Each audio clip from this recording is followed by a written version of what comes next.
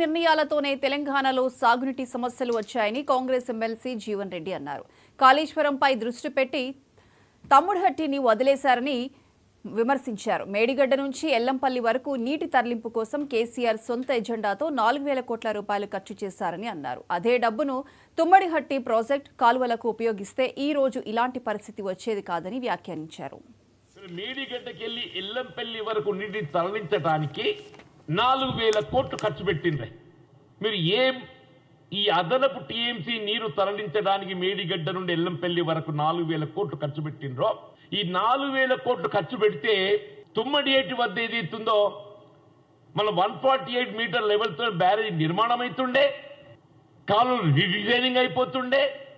మరి అదనంగా ఏ విధమైనటువంటి యొక్క లిఫ్ట్ భారం లేకుండా జైపూర్ వాగు ద్వారా సుందిలకు నీళ్ళొచ్చి పడేటియే. వీళ్ళు మేడిగడ్డకెళ్ళి ఎల్లంపల్లి వరకు నీటిని తరలించడానికి 4,000 కోట్లు ఖర్చు పెట్టిండ్రే. మీరు ఈ అదనపు టీఎంసీ నీరు తరలించడానికి మేడిగడ్డ నుండి ఎల్లంపల్లి వరకు 4,000 కోట్లు ఖర్చు పెట్టిండ్రో, ఈ 4,000 కోట్లు ఖర్చు పెడితే తుమ్మడియేటి వద్ద ఏదైతుందో మన 148 మీటర్ లెవెల్తో బ్యారేజ్ నిర్మాణం అవుతుండే, కాలువలు రీడిజైనింగ్ అయిపోతుండే. మరి అదనంగా ఏ విధమైనటువంటి యొక్క లిఫ్ట్ భారం లేకుండా జైపూర్ వాగు ద్వారా సుందిలకు నీళ్ళొచ్చి పడేటియే.